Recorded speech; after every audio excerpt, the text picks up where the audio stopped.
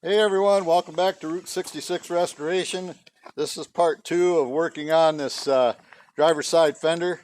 If you remember before, if you watched the previous video, I had this partial patch panel, and I've cut it down to fit it in.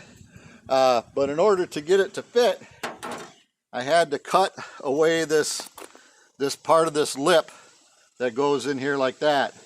So I cut that away.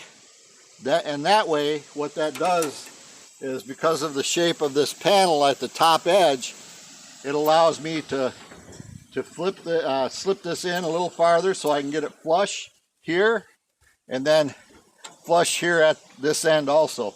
So by getting it in there and where I can get it flush, it'll give me a nicer cut. And so when I'm doing the cut and butt, it will be a little easier to fit in there.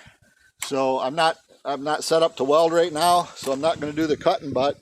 But I normally, what like Fitzy does is he comes in at like a 45-degree angle. So this wheel is wore down too much to do that because I'm right-handed. He's got a little bit of a benefit because he's left-handed, and so also you don't need as many sparks. Anyhow, but the cut and butt, I'll go along. I'll start probably here.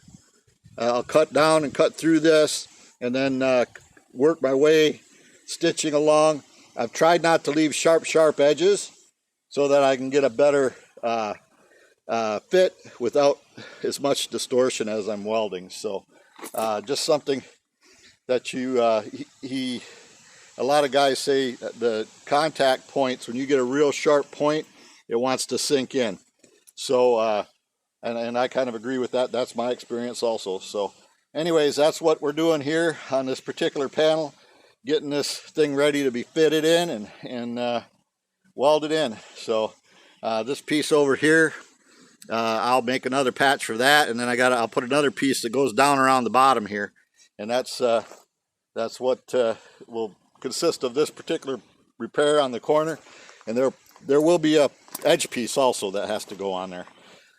These are all, this is arced, this is bent, and this has an arc to it. So you want to try to match your arcs as best as you can. So anyhow, take it easy guys, and we'll talk to you later on as we move along on this fender project.